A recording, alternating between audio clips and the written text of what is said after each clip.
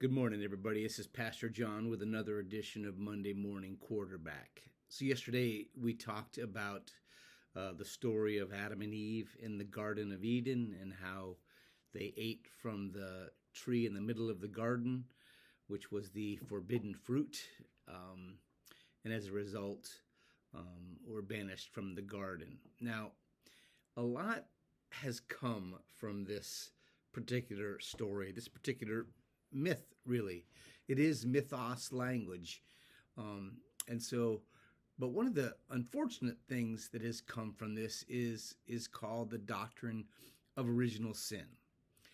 And the doctrine of original sin basically states that because of what Adam and Eve did in their disobedience in the garden, human beings, all human beings, are born in a state of sin.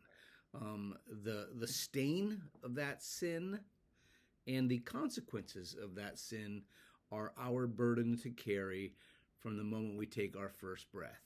Now, I say that's an unfortunate development because it really sort of twists everything. If you go back to the beginning and make it about this weird thing called original sin, then the rest of the gospel has an entirely different meaning, a meaning perhaps that Jesus and the gospel writers did not intend. Jesus, in fact, says nothing particularly supportive about the doctrine of original sin in the Gospels. And the early church, for the first few centuries, didn't even have a doctrine of original sin. It wasn't until Augustine in about the 5th century said that humanity is condemned to eternal damnation through Adam and Eve's sin. We are born in this state. It wasn't until the 5th century that Augustine made that popular.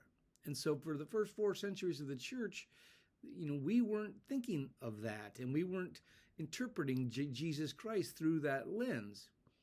It's also helpful to note that Judaism, the religion that gave us what we call the Old Testament, but they don't have a doctrine of original sin.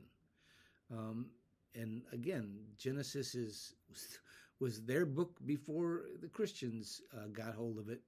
So they don't have a doctrine of original sin. Orthodox Christianity, which has been around since the beginning of Christianity, does not have a doctrine of original sin. They believe that everybody bears the consequences of the first sin, which the foremost of which is death. Only Adam and Eve are guilty of that sin, and so only they bear the stain of that sin. However, the Roman Catholic Church did teach that everyone bears not only the consequence of that sin, but also the guilt of that sin. And that's the doctrine that's been passed down to us even throughout the Reformation in the Western churches. As a response, during this sermon series, I offered a slightly different approach. I think that Adam and Eve are a paradigm. They are paradigmatic of the human condition. And author Tony Jones writes this, and I think he says it very well. The account of the original sin in Genesis 3 teaches us a lot about the state of human nature, our freedom to know right from wrong, and our proclivity to not necessarily trust God. You see, remember that the story of the original sin, the story of creation, is mythos. In mythos language, and if it's important that we recognize mythos language is not true.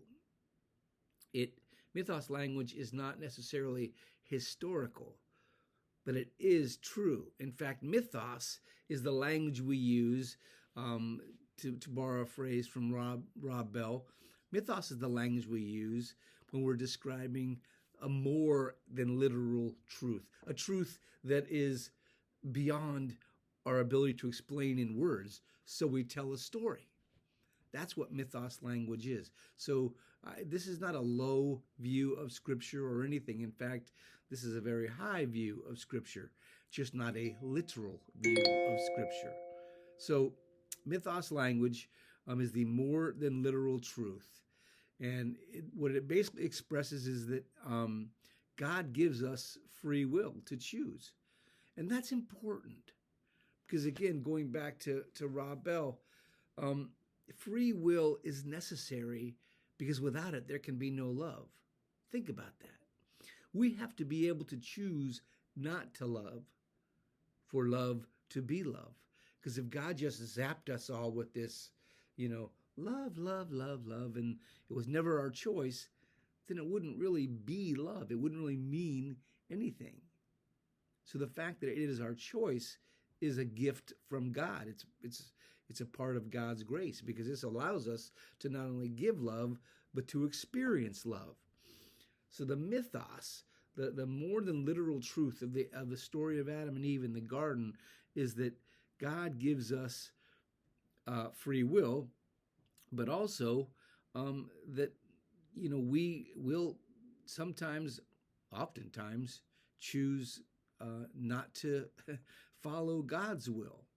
In fact, if the story of the garden reveals anything, it reveals our human propensity to will to power and will to self, if you will.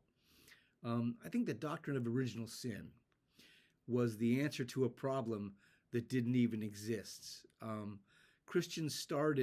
Christians who really emphasized this doctrine of original sin started with the cross and said, okay, let me make sense out of this evil act.